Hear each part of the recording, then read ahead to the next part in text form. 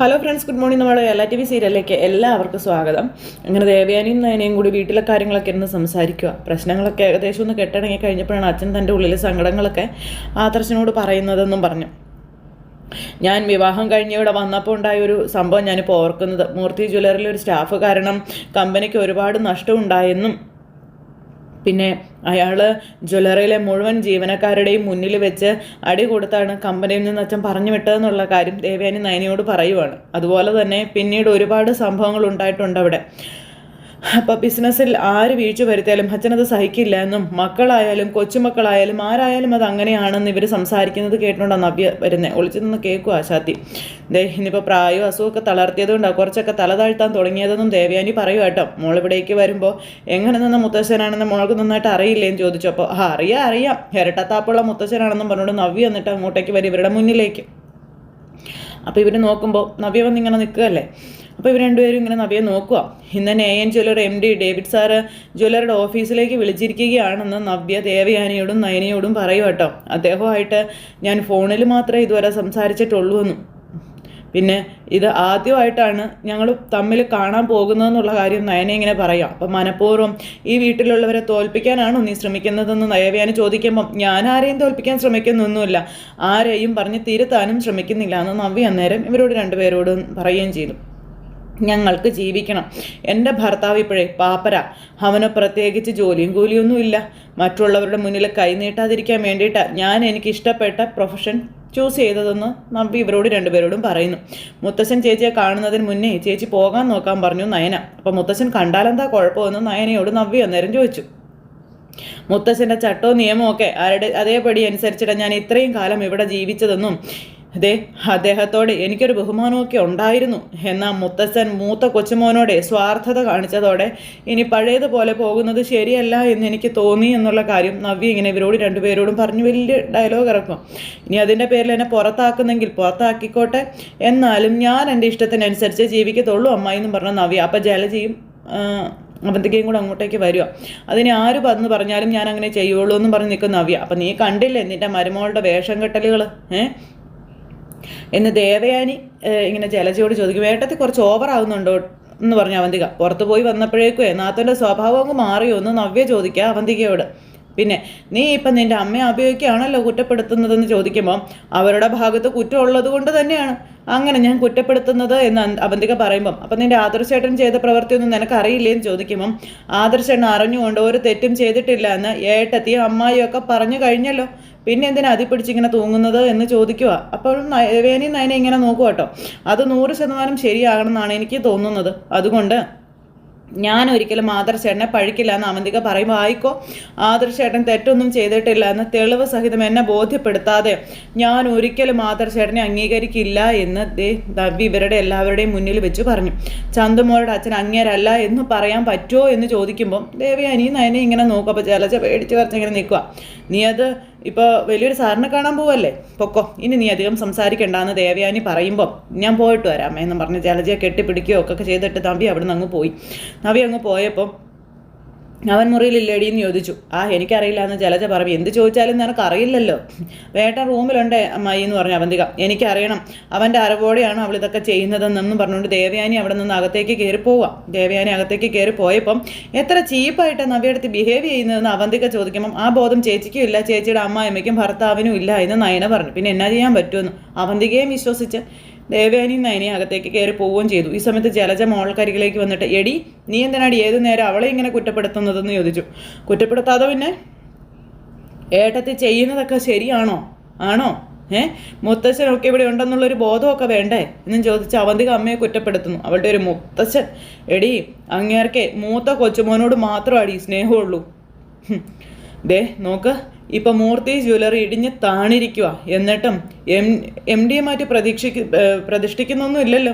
ഇതിനു മുൻപേ എന്തോ ഒരു ചെറിയ തെറ്റ് ചെയ്തതിനാ നിന്റെ അച്ഛനെ ഇവിടെ നിന്ന് ആട്ടിപ്പായിച്ചത്, അതൊന്നും നിനക്കറിയുന്ന കാര്യമല്ല എന്ന് ജലജ പറയുമ്പോൾ അവന്തിക്ക് നോക്കുക. അങ്ങനെ എത്ര ആൾക്കാരെ പുറത്താക്കിയിരിക്കുന്നു.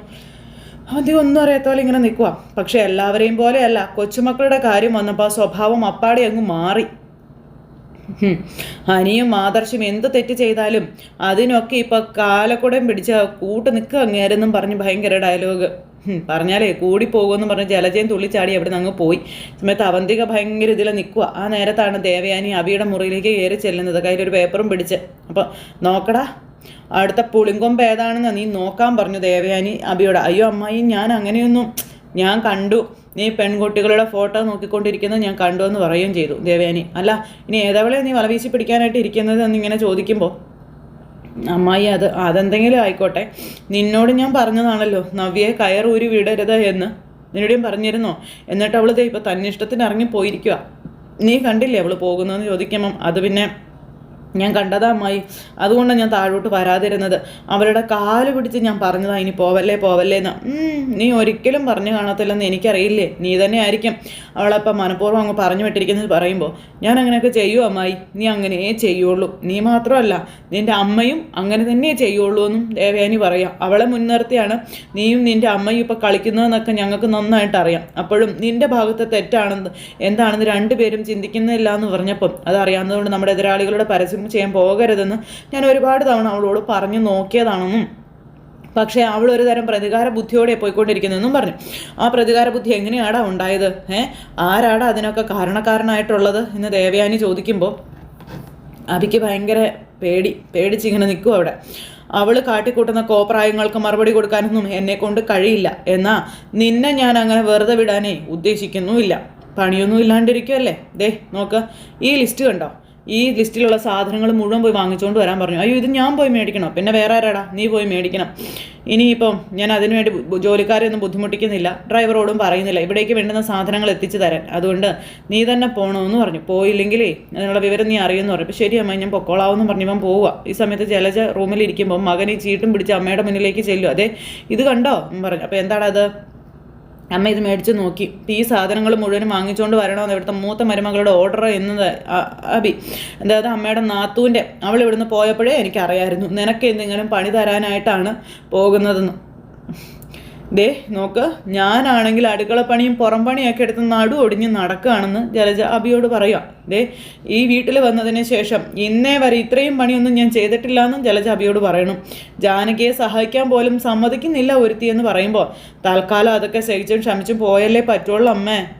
അമ്മായിയുടെ നാവൊന്ന് പിഴച്ച നവ്യ അതോടെ അവരുടെ പക്ഷത്തേക്കാകുമെന്ന് അബി പറയുമ്പോൾ, അതുകൊണ്ടാടാ ഞാൻ എല്ലാം സഹിക്കുന്നതെന്ന് ജലജ പറയുക. ദേ ഒരുത്തി വന്നിട്ടുണ്ടല്ലോ, നിൻ്റെ അനിയത്തി എന്ന് പറയുന്നവൾ കണ്ടല്ലോ, അവളും ഇപ്പം അവരുടെ സൈഡിലാണ് നിൽക്കുന്നതെന്ന് പറയുമ്പോൾ, അതമ്മ ഞാൻ പറഞ്ഞത് കാലാവസ്ഥ ഇപ്പം അനുകൂലമല്ല എന്ന്.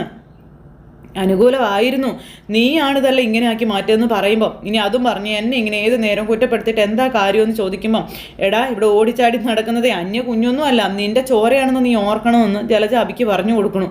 നിനക്കിപ്പോൾ 2 മക്കളാ. മൂത്തത് ചന്തമോളും അതുപോലെ ഇളയത് അനന്തനും. അമ്മയും കൂടി എങ്ങനെ പറയല്ലേ അമ്മയെന്ന് അബി പറയുമ്പോൾ, എടാ ഞാൻ പറഞ്ഞില്ലെങ്കിലും സത്യമല്ലാണ്ടാവുകടാ അത് ജലജ മോനോട് ചോദിക്കണേ. നിൻ്റെ മോനെയാണ് ഇപ്പോൾ ആദർശ നയനയും കൂടി നോക്കുന്നതെന്ന് നീ മനസ്സിലാക്കണമെന്നൊക്കെ പറയുമ്പോൾ, ചന്തുമോൾ എന്നെ സംബന്ധിച്ചിടത്തോളം ഒരു ബോംബാണമ്മേ. അത് ആദർശനും നയനയ്ക്കും ഒക്കെ നന്നായിട്ട് അറിയാം, അമ്മായിക്കും അതറിയാം. എല്ലാവരും ആ കുഞ്ഞിനെ മുൻനിർത്തിയാണ് നമ്മളിങ്ങനെ തളച്ചുകൊണ്ടിരിക്കുന്നതെന്നൊക്കെ പറഞ്ഞ്, പക്ഷേ അതിനൊക്കെ ഒരു അവസാനം വേണം. ഷെയർ ഇടിഞ്ഞെന്ന് പറഞ്ഞ് ഇതിനകത്തോടെ ഇപ്പോൾ ഒരാൾ നടക്കുന്നുണ്ടല്ലോ, ആ 6 അടി ഉയരവും താടിയുള്ള ഒരാൾ, അയാൾ തീരണം. ഇനിയും അത് ഇടിയത്തേ ഉള്ളൂ. ബിസിനസ് തകർന്നാൽ മക്കളോടും കൊച്ചുമക്കളോടും ക്ഷമിക്കാത്ത മുത്തശ്ശനെ ഇവിടെ എന്ത് ആക്ഷൻ എടുക്കുമെന്ന് എനിക്കൊന്ന് കാണണമെന്ന് അബി പറയുമ്പോൾ, ആദർശിൻ്റെ കാര്യത്തിൽ അയാൾ ഒരു നടപടി എടുക്കാൻ പോകുന്നില്ല എന്ന് ജലജ അബിയോട് പറഞ്ഞു.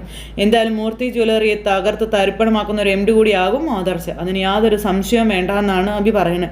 കുറച്ചുകൂടി വ്യക്തമായി പറഞ്ഞാൽ മൂർത്തി ജ്വല്ലറിയുടെ അവസാനത്തെ MD അവനാണെന്നും പറഞ്ഞ് അബി ഇന്നങ്ങ് സംസാരിക്കാം. എൻ്റെ നാവ് പഴക്കത്തില്ലമ്മേ എന്നൊക്കെ പറഞ്ഞ് മോൻ ഭയങ്കര പ്രതീക്ഷയോടുകൂടി സംസാരിച്ചിട്ട് അവിടെ നിന്ന് അങ്ങ് പോയി. പിന്നെ കാണിക്കുന്ന നവ്യ കേട്ടോ. നവ്യ അവിടെ പേപ്പറിലൊക്കെ ഒപ്പിട്ട് കൊടുക്കും. അപ്പോൾ 2 വർഷം ഞങ്ങൾക്ക് വേറെ മോഡലില്ല, വരാൻ പോകുന്ന വിഷുവിനും ക്രിസ്മസിനും ഓണത്തിനും ഒക്കെ ന്യൂ ഇയറിനും എല്ലാം നവ്യയുടെ മുഖമാണ് ലോകം മുഴുവനും കാണാൻ പോകുന്നതെന്നുള്ള കാര്യം ആ MD പറയാം. ചാനലിലും പത്രത്തിലും TV-യിലും എല്ലാം. ഇനി വലിയ പ്രശസ്തിയാവാൻ പോവല്ലേ എന്നൊക്കെ പറഞ്ഞുകൊണ്ട് നവ്യ പോയി ആ ഏടാകൂടത്തിൽ ചെന്ന് ഒപ്പിട്ട് കൊടുത്തു. ഇപ്പം തന്നെ നവ്യക്കുള്ള അഡ്വാൻസ് അക്കൗണ്ടിലേക്ക് ട്രാൻസ്ഫർ ചെയ്ത് കൊടുത്തേക്കാൻ പറഞ്ഞു. പിന്നെ നവ്യയ്ക്ക് അവിടുത്തെ ജോലികളെ പറ്റിയുള്ള കാര്യങ്ങളൊക്കെ ഇങ്ങനെ പറയുവാണ്. അപ്പോൾ എന്തായാലും ഈ ഒരു പ്രൊഫഷൻ നവ്യയെ സംബന്ധിച്ചിടത്തോളം വലിയ ലക്കാണെന്നൊക്കെ അയാൾ പറയുവാണ്. പിന്നെ ഇപ്പോൾ ഇവിടെ നടക്കുന്ന കോമ്പറ്റീഷൻ എന്താണെന്ന് നവ്യയ്ക്ക് അറിയാമല്ലോ. അവിടെ എന്ത് പ്രശ്നങ്ങളുണ്ടായാലും നവ്യ വിഷമിക്കൊന്നും വേണ്ട. ഞങ്ങളുടെ വളർച്ചയുടെ ഭാഗമായി നിന്നവരെയൊക്കെ ഞങ്ങൾ സംരക്ഷിച്ചിരിക്കും എന്ന് ഇയാൾ പറയാം നവ്യയോട്. ഇനിയിപ്പോൾ ഇതിൻ്റെ പേരിൽ നവ്യയ്ക്ക് കുടുംബം വിട്ട് അനന്തപുരി തറവാടിൻ്റെ പുറത്തേക്ക് ഇറങ്ങേണ്ടി വന്നാലും അതൊരു ടെൻഷനായി ഒന്നും കാണണ്ട കേട്ടോ എന്നും അദ്ദേഹം പറഞ്ഞു കൊടുക്കുക. നിങ്ങൾക്ക് താമസിക്കാൻ പുതിയൊരു വില്ല അടുത്ത നിമിഷം തന്നെ ഞങ്ങൾ നിങ്ങൾക്ക് വേണ്ടി കണ്ടെത്തി തന്നിരിക്കും എന്നും അദ്ദേഹം പറയാം. അപ്പോൾ അതൊക്കെ കേട്ടപ്പോൾ നവ്യയ്ക്ക് ഭയങ്കര സന്തോഷം. എനിക്ക് അത്യാവശ്യമായിട്ട് ഇങ്ങോട്ട് വരണമെന്ന് പറഞ്ഞപ്പോൾ ഇങ്ങനെ ഒരു എഗ്രിമെൻറ്റ് സൈൻ ചെയ്യാനാണെന്ന് ഞാൻ കരുതിയില്ല സാർ എന്ന് നവ്യ പറയാം. അപ്പോൾ ഇവിടെ മാത്രം ഒതുങ്ങി നിൽക്കുന്ന ഒരു ജ്വല്ലറി അല്ലേ AN ജ്വല്ലറി, അതങ്ങ് ഗൾഫിലും വിദേശ രാജ്യങ്ങളിലും ഒക്കെ ഇഷ്ടംപോലെ പേരുകളൊക്കെ ഉള്ളതാണ്. അവിടെയെല്ലാം നവ്യ തന്നെയായിരിക്കും ഞങ്ങളുടെ മോഡൽ എന്നൊക്കെ പറഞ്ഞ് നവ്യ അങ്ങ് പൊക്കി അങ്ങ് വിടുക അയാൾ.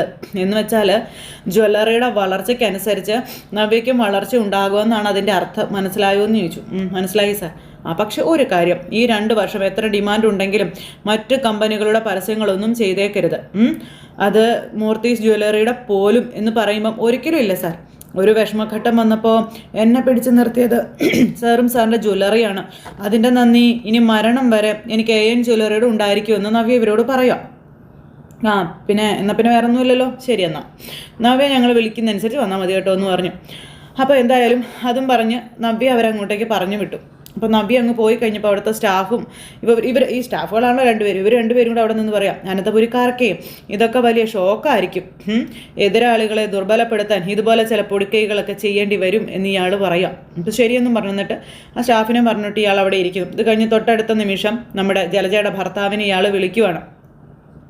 അപ്പോൾ നവ്യ വന്നായിരുന്നു, എഗ്രിമെൻറ്റിൽ ഒപ്പുവെച്ചു, അഡ്വാൻസും കൊടുത്തു എന്ന് പറഞ്ഞു. യെസ് എന്നൊക്കെ പറഞ്ഞു കഴിഞ്ഞാൽ അവൾ നമ്മുടെ തുറുപ്പ് ചീട്ടാണ്, അതുകൊണ്ട് അവളെ ഒരിക്കലും വിട്ട് കളയരുതെന്ന് ഇയാൾ പറയുക. അപ്പം എല്ലാം സാറ് പറയുന്നത് പോലെ തന്നെ നടക്കുള്ളൂ എന്ന് പറഞ്ഞു. സാറ് പറഞ്ഞ പോലെയുള്ള പേപ്പറിൽ അവൾ ഇട്ടു എന്നും പറഞ്ഞു. എന്നിട്ട് ഇയാൾ ഭയങ്കര പ്രതീക്ഷയോടുകൂടി ഇങ്ങനെ അവിടെ നിൽക്കുക. അതിനുശേഷം പിന്നെ കാണിക്കുന്ന നവ്യ കടയിൽ പോയി സാധനങ്ങൾ മേടിക്കുക. ചേട്ടാ അതെവിടെ, ചേട്ടാ ഇതെവിടെ, മറ്റതെവിടെ, മറിച്ചതെവിടെ എന്നൊക്കെ ചോദിച്ചുകൊണ്ട് ഓരോ ചോദിച്ച് മേടിക്കുക. അപ്പോഴാണ് നവ്യ അങ്ങോട്ടേക്ക് കയറി വരുന്നത്.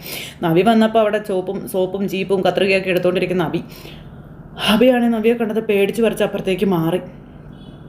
അങ്ങോട്ട് മാറിയിട്ട് ഇവളെന്തിനാ ഇപ്പം ഇങ്ങോട്ട് വന്നേ എന്ന് പറഞ്ഞുകൊണ്ട് പേടിച്ച് നിൽക്കാം. ഇവൾ AN ജ്വല്ലറി പോയവളാണല്ലോ, പിന്നെ ഇതിനെ ഓടിക്കതച്ച് ഇവൾ ഇങ്ങോട്ട് വന്നിട്ട് നവ്യ കാണാതെ പിന്നെ പാത്തും പതുങ്ങി ഇങ്ങനെ നടക്കും. എൻ്റെ ദൈവം ഇത്ര പെട്ടെന്ന് നമ്മൾ തിരിച്ചു വരുന്നത് ഞാൻ കരുതിയില്ലല്ലോ എന്നൊക്കെ പറഞ്ഞുകൊണ്ട് ഇങ്ങനെ പേടിച്ച് വരച്ചത് ഇങ്ങനെ ഒളിച്ചും പാത്തും നിൽക്കുമ്പോഴത്തേക്ക് അവിടുത്തെ സ്റ്റാഫ് വന്നിട്ട് ഷുഗർ ഫ്രീ കിട്ടിയായിരുന്നു എന്ന് ചോദിച്ചു. എടുത്തൊന്നും പറഞ്ഞുകൊണ്ട് അബി ഇങ്ങനെ നിൽക്കുക. ചേച്ചിയാണ്. എന്നിട്ട് ഓരോന്നെടുത്തിട്ട് അങ്ങ് പോവുകയും ചെയ്തു. എൻ്റെ ദൈവമേ, ഇപ്പം എനിക്ക് കള്ളന്മാരെ പോലെ നടക്കേണ്ട അവസ്ഥയല്ലോ. ഭാര്യ മുന്നിൽ, അമ്മായി ഏട്ടത്തി വേറൊരു സൈഡിൽ. എൻ്റെ ദൈവമേ, ഞാൻ ഇനി എന്നാ ചെയ്യുമെന്ന് പറഞ്ഞുകൊണ്ട് അബി ഇങ്ങനെ നിൽക്കുക. അപ്പോൾ ഇവനിങ്ങനെ പേടിച്ച് തിരിഞ്ഞ് നിൽക്കുമ്പോൾ നവ്യ വന്ന് ഇവനെ കയ്യോടെ പോക്കി. അബി നീയോ? നവ്യോ നീയല്ല, നീ എന്താ ഇവിടെ? അത് തന്നെയാണ് ഞാൻ നിന്നോട് ചോദിച്ചത്, നീ എന്താ ഇവിടെ എന്ന് ചോദിച്ചപ്പോൾ അല്ല എനിക്ക് കുറച്ച് സാധനങ്ങൾ വാങ്ങിക്കാനുണ്ടായിരുന്നു എന്ന് പറഞ്ഞു. ഇന്ന് തന്നെ AN ജ്വല്ലറിയുടെ MD വിളിച്ചതേ 2 വർഷത്തേക്കുള്ള പരസ്യത്തിൻ്റെ അഗ്രിമെൻറ്റ് സൈൻ ചെയ്യിക്കാനാണെന്ന് പറയുമ്പോൾ ചിരിച്ചുകൊണ്ട് നിൽക്കും അബി പേടിച്ച്. ഇനി അത്രയും നാൾ ഞാനാ അവരുടെ മോഡൽ എന്ന് നവ്യ ഇങ്ങനെ അബിയോട് പറയണേ.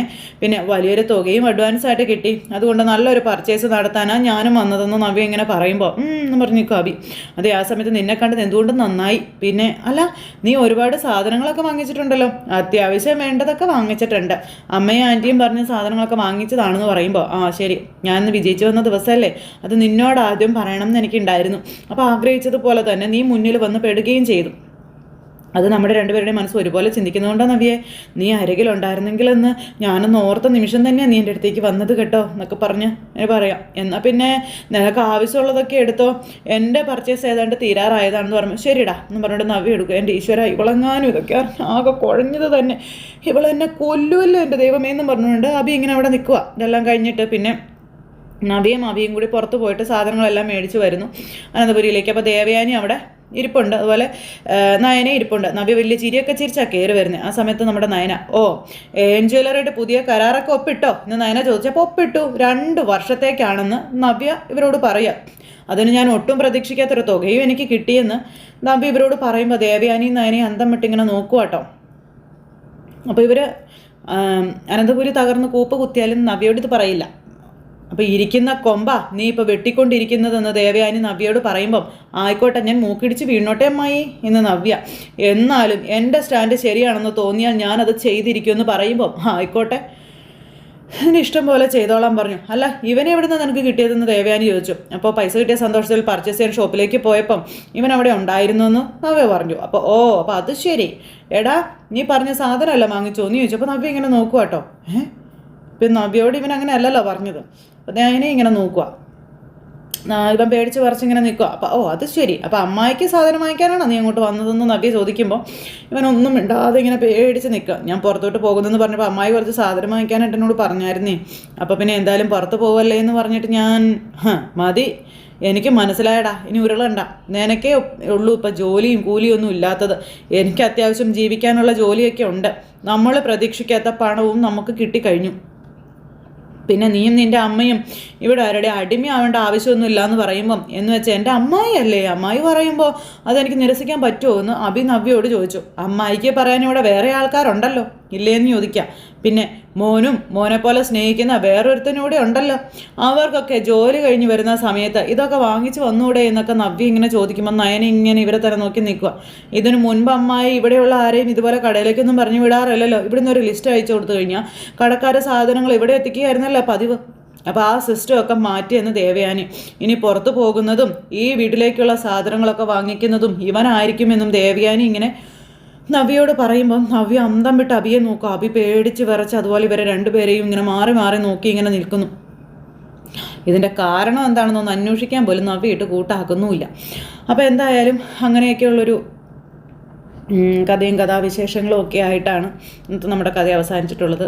ഇരിക്കുന്ന കൊമ്പ് മുറിക്കുന്ന നവ്യ ഈ സത്യങ്ങളെല്ലാം അറിഞ്ഞു കഴിയുമ്പോൾ നാളെ എങ്ങനെ പ്രതികരിക്കുന്ന നവ്യയെ അടപടല പൂട്ടാനായിട്ടാണ് ജലജയുടെ ഭർത്താവ് അവിടെ ഒപ്പിട്ട് വാങ്ങിച്ച് വെച്ചിരിക്കുന്ന ഒരു പേപ്പർ കഷ്ണം. അപ്പോൾ അങ്ങനെ വളരെ വളരെ വിശേഷങ്ങൾ നിറഞ്ഞ എപ്പിസോഡുകളുമായിട്ട് നമ്മുടെ കഥ വരുന്നുണ്ട്. അപ്പോൾ ആരും തന്നെ മിസ് ചെയ്ത് കളയരുത് കേട്ടോ. എല്ലാവരും കാത്തിരുന്ന് കാണണേ. എല്ലാവർക്കും നല്ലൊരു ദിവസം ആശംസിക്കുന്നു. എല്ലാവരും തരുന്ന സപ്പോർട്ടിനും സ്നേഹത്തിനും ഒരുപാട് നന്ദി അറിയിക്കുകയാണ്. അടുത്ത സൂപ്പർ ഹിറ്റ് കഥയുമായി കാണുന്നത് വരെ എല്ലാവർക്കും നന്ദി. അതോടൊപ്പം നമ്മുടെ ചാനൽ ആദ്യമായിട്ട് കാണുന്നവരുണ്ടെങ്കിൽ ഒന്ന് സബ്സ്ക്രൈബ് ചെയ്യണേ. തൊട്ടടുത്ത് കാണുന്ന ബെൽ ബട്ടൺ അമർത്തി കഴിഞ്ഞിട്ടുണ്ടെങ്കിൽ നമ്മുടെ വീഡിയോസ് എളുപ്പത്തിൽ കാണാൻ കഴിയുന്നതായിരിക്കും. അപ്പോൾ ഒരിക്കൽ കൂടി എല്ലാവരോടും ഹൃദയത്തിൻ്റെ ഭാഷയിൽ 1000 നന്ദി അറിയിച്ചുകൊണ്ട് വീണ്ടും കാണാമെന്നുള്ള പ്രതീക്ഷയോടെ നിർത്തുന്നു. ടാറ്റാ.